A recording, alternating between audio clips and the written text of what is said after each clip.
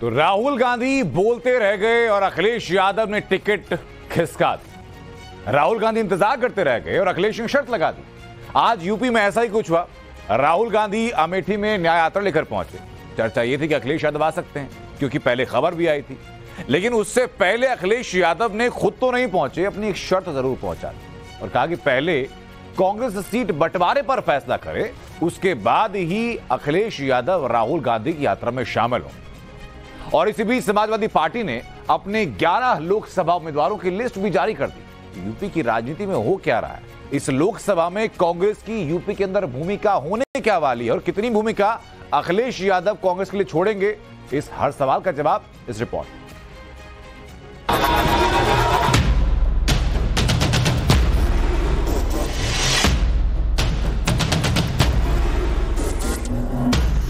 UP में इंडी गठबंधन में भलाई क्या हो रहा है।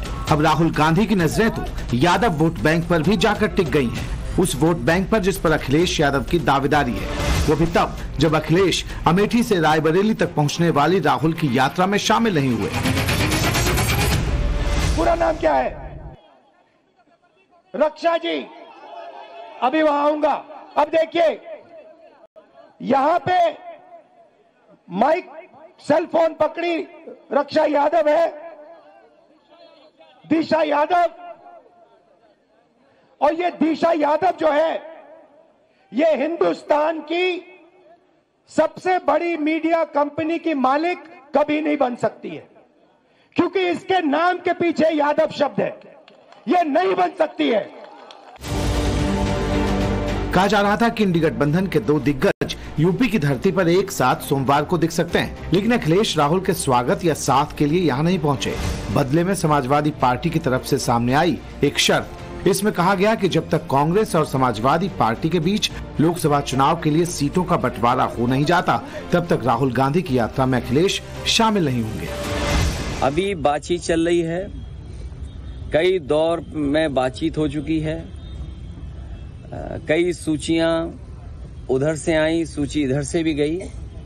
जिस समय सीटों का बंटवारा हो जाएगा, समाजवादी पार्टी उनकी न्याय यात्रा में शामिल हो जाएगी। यानी अब बात शर्तों पर आ टिकी है। अब ये शर्त है या अल्टीमेटम, खुद समझ लीजिए। कहने को अखिलेश यादव उसी इंडी गठबंधन के घटक दल एसपी के मुखिया हैं, जिसमें राहुल गांधी की पार्टी कांग्रेस भी शामिल है। यूपी में यही 2 दल इंडी गठबंधन की पहचान है, लेकिन राहुल की न्याय यात्रा में शामिल होने से अखिलेश तब तक दूरी बनाकर रखना चाहते हैं जब तक सीटों का बंटवारा न हो जाए। सीट बंटवारे के इस मुद्दे पर जिस वजह से पेच फंसा है, अब उसे जानिए। पूरा मामला मुस्लिम वोट बैंक का बताया जा रहा है। दरअसल यूपी में कांग्रेस कम से कम 20 सीटों पर चुनाव लड़ना चाहती है। इनमें से कई सीटें मुस्लिम बहुल हैं और यहाँ एसपी भी खासी मजबूत है। समाजवादी पार्टी इस बात से सख्त नाराज है कि आखिर कांग्रेस उसकी दावेदारी वाली मुस्लिम बहुल सीटों पर चुनाव लड़ने को इतनी बेताब क्यों है। यानी मामला एक ही वोट बैंक का है और वो है मुस्लिम वोट बैंक। यूपी में मुस्लिम आबादी करीब 20% की है और सारी खींचतान इसी वोट बैंक के इर्द गिर्द है। इस यात्रा में आने की सहमति दी थी, वो अपने पत्र से लिख कर दिया था कि मैं रायबरेली अमेठी में दोनों में से कहीं भी शामिल होऊंगा अखिलेश जी ने। और निश्चित तौर से मैं यही कहना चाहूंगा कि उनको इस यात्रा में वो शामिल होना चाहिए। सूत्रों की माने तो कांग्रेस यूपी में 28 सीटों पर चुनाव लड़ना चाहती है। समाजवादी पार्टी को उसने कुछ हफ्ते पहले इसकी लिस्ट भी सौंपी थी, लेकिन अखिलेश ये मानते ही नहीं कि कांग्रेस यूपी में इतनी सीटों पर लड़ने की ताकत रखती है। सूत्रों की माने तो समाजवादी पार्टी ने कांग्रेस को ज्यादा से ज्यादा 17 सीटें देने का अब आखिरी प्रस्ताव दे दिया है। अगर राहुल माने तो ठीक, नहीं माने तो फिर समाजवादी पार्टी के मुखिया अखिलेश रायबरेली में राहुल की न्याय यात्रा में शामिल नहीं हो सकते हैं। निश्चित तौर से जो बात ये चल रही है, बहुत सौहार्दपूर्ण वातावरण में, बहुत ही अच्छे वातावरण में बात चल रही है और बहुत ही जल्द इसका सकारात्मक परिणाम आएगा और निश्चित तौर से इंडिया गठबंधन मजबूती के साथ मिलकर चुनाव लड़ेगा। यानी इंडी गठबंधन में मामला आर पार का है। आर पार इसलिए क्योंकि राहुल गांधी की न्याय यात्रा यूपी में जिस रूट से गुजर रही, वहां से भी टिकट अनाउंस करने में अखिलेश ने देरी नहीं की और समय भी तब जब राहुल यूपी में मौजूद हों। समाजवादी पार्टी की दूसरी लिस्ट देखिए, ये सोमवार को जारी हुई। इसमें 11 सीटों से उम्मीदवार उतारने का ऐलान किया गया है। ताजा लिस्ट में चंदौली और प्रतापगढ़ सीट का नाम भी शामिल है। प्रतापगढ़ से डॉक्टर एसपी सिंह पटेल और चंदौली से एसपी ने वीरेंद्र सिंह को उम्मीदवार बनाया है। कांग्रेस लगातार प्रतापगढ़ लोकसभा सीट पर अपना दावा ठोक रही थी। चंदौली से होकर तो राहुल की न्याय यात्रा गुजरी थी। अब इन दोनों सीटों पर अखिलेश यादव ने अपने उम्मीदवार की घोषणा कर साफ कर दिया है कि उनके इरादे क्या हैं। यानी जिस वक्त इंडी गठबंधन को एकजुट होने की जरूरत है, ठीक उसी वक्त सीट बंटवारे पर संग्राम छिड़ा हुआ है। अखिलेश यादव को लग रहा कि कांग्रेस सीट बंटवारे का पेच सुलझाने में जानबूझकर देरी कर रही है। एसपी को आशंका है कि अगर इसी तरह देरी पर देरी होती रही तो फिर बीजेपी को टक्कर देने की रणनीति ही कमजोर हो जाएगी। इसलिए उसने अपनी तरफ से दबाव का नया दांव चल दिया है। लेकिन उधर राहुल यूपी में अखिलेश के पीडीए वाले फॉर्मूले को अपनी तरफ से आजमा रहे हैं। बीच रोड पे खड़े होकर ओबीसी और वंचित वर्गों की गिनती गिना रहे हैं। आप चिल्लाते हो और कुछ नहीं करते, दम नहीं है आप में। 73% में दम नहीं है। सुलारक मैं बताऊंगा आपको रास्ता, मैं रास्ता बताऊंगा, मगर दम नहीं है तुम लोगों में। तुम लोग सोए हुए लोग हो। मैं खुल के तुम्हारे सामने बोल रहा हूं, तुम लोग सो गए हो।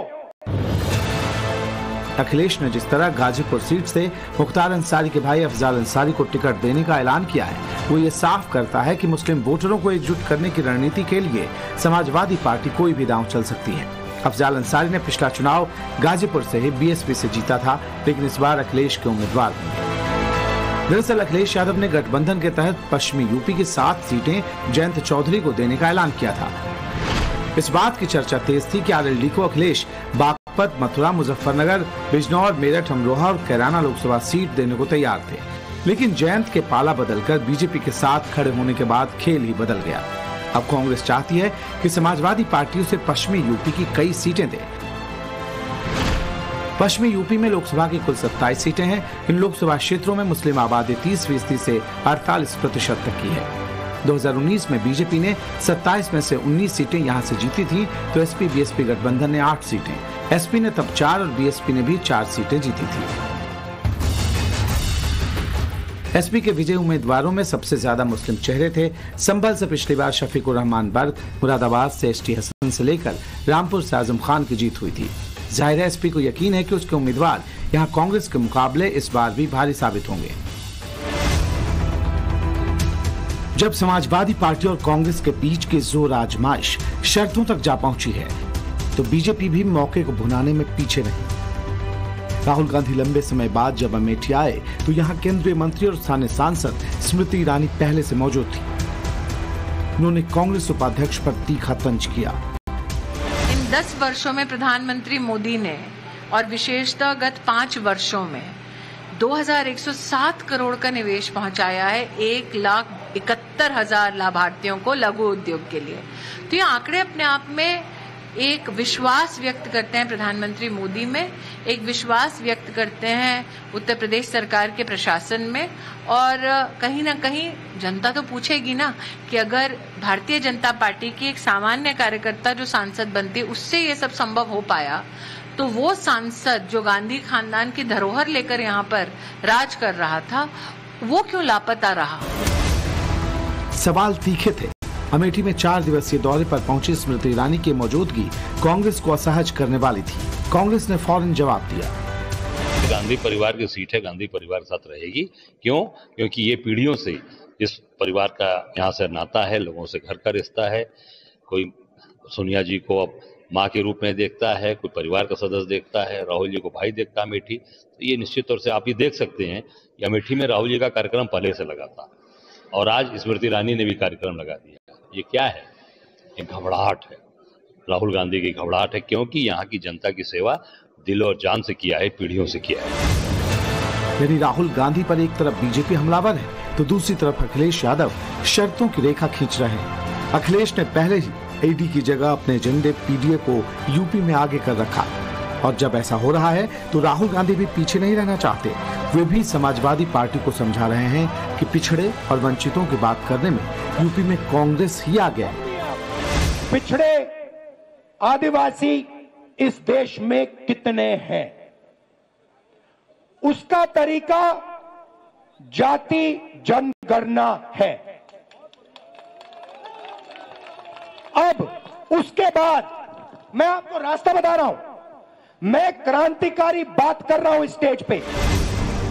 यानी राहुल गांधी अखिलेश यादव को उन्हीं की पिच पर इशारों में लगातार ये समझाने में जुटे हैं कि जातीय जनगणना से लेकर ओबीसी और वंचितों के साथ ही अल्पसंख्यकों यानी मुसलमानों की बात करने में भी वे पीछे नहीं रहने वाले।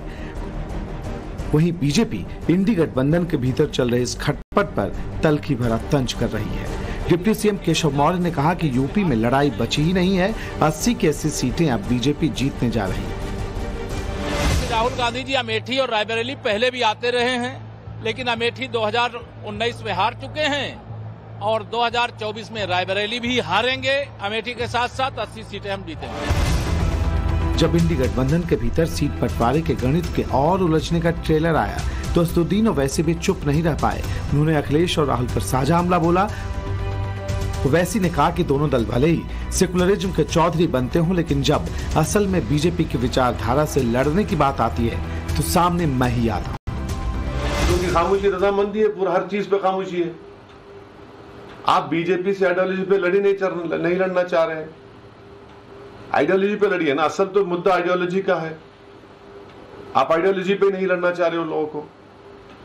आप नहीं बोलना चाह रहे कि 6 दिसंबर को क्या हुआ। आप नहीं बोलना चाह रहे कि दिल्ली में 600 साल पुरानी मस्जिद को, कब्रिस्तान को तोड़ दिया गया।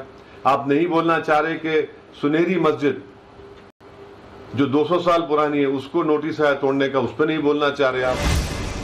यानी सीट बंटवारे पर खींचतान कांग्रेस और समाजवादी पार्टी के भीतर मची है तो ये दूसरे खेमे में भी चर्चा का विषय है।